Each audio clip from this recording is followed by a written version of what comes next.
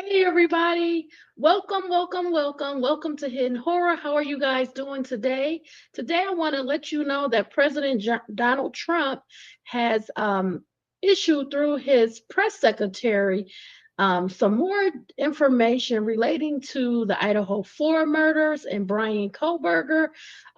President Donald Trump has followed this case and he really wanted to see more of um, details of what happened, the motive behind these killings.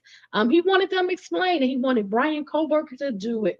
So I'm going to show you a brief statement that is being delivered through the press secretary.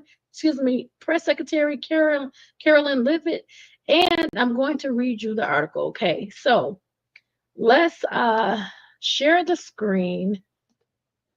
Okay.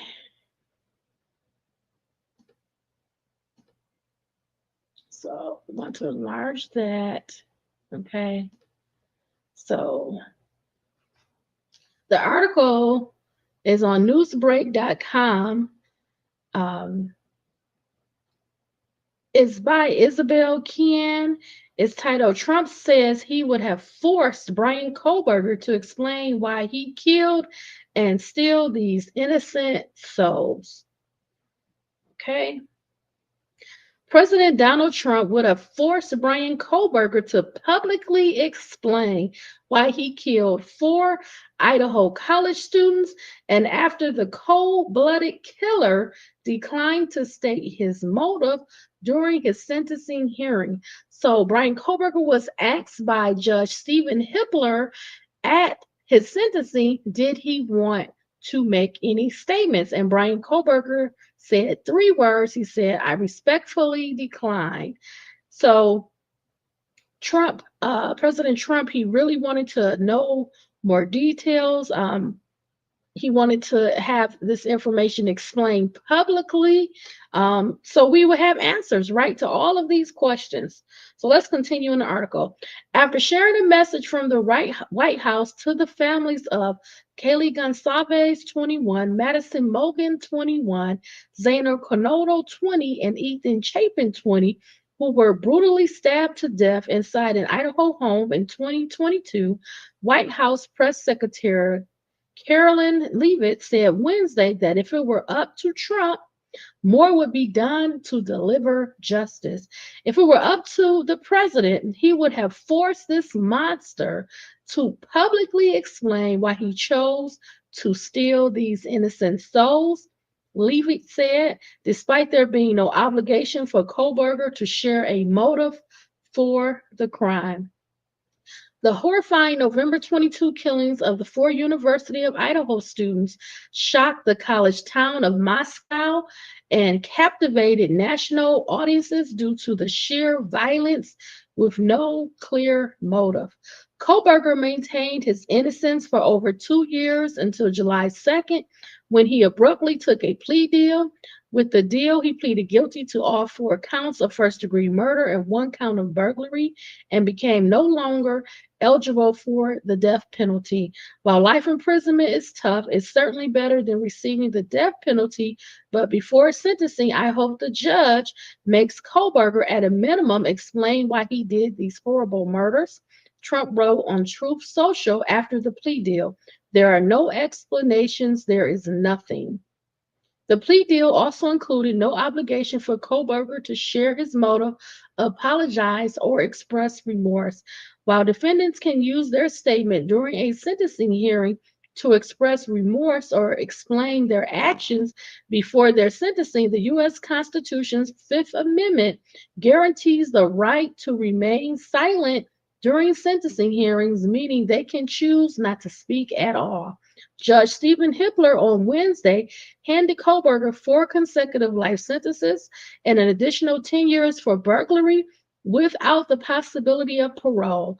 Kohberger remained quiet during the hearing held in Boise, Idaho, speaking only to respectfully decline the opportunity to address the court and divulge why he committed the horrific murders.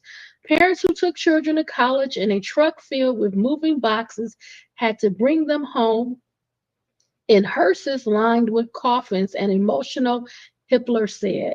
The judge acknowledged the family's desire to learn why Kohberger committed the murders, but said the public may never learn the reasoning.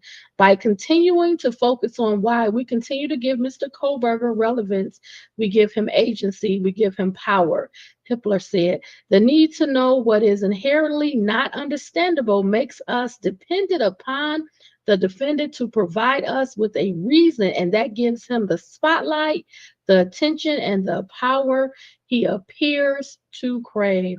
During the emotional, nearly 3 hour long hearing, the parents, grandparents, siblings, and two surviving roommates of the four slain students confronted Kohberger as he sat largely uninterested, wearing an orange jumpsuit and handcuffs.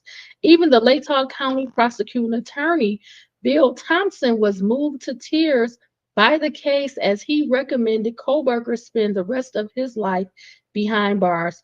Kohberger's defense attorneys announced last week that they would not be releasing any statements for the sentencing after he changed his plea to guilty. Both sides agreed to a proposed sentencing of 4 consecutive life sentences without parole, in addition to 10 years for the burglary charge.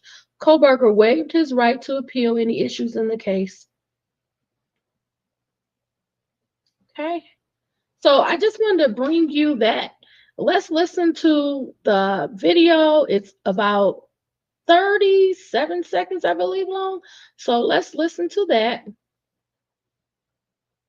I would like to begin with a message from the White House to the families of the victims in the brutal murder case in Idaho, who were sharing their heart-wrenching stories about their loved ones before the court today and addressing the evil killer who took 4 precious souls. We are so sorry for the grief and the pain you have experienced at the hands of such a vicious and evil killer. Our nation grieves with you, and we will never forget the precious souls who were lost in this horrific act of evil. If it were up to the president, he would have forced this monster to publicly explain why he chose to steal these innocent souls. Okay. So you heard it for yourself. This was through President Donald Trump's press secretary, Karen Leavitt. So I'm not going to make any comments about it. Again, I've said before, through the Fifth Amendment, he has the right to remain silent, mute. He doesn't have to respond. They didn't require in his plea deal to give a motive, to give any details regarding the murder weapon or weapons, or where they are now at this point. He didn't have to provide any type of factual basis. So we're going to continue following this case. Again, I told you there's going to be numerous videos from the doc drop coming forward. Before that, I can let you know that I do want to cover briefly in the sentencing at the end that Judge Stephen Hitler said that Bryan Kohberger had 42 days to appeal his sentencing. So I want to cover that a little bit.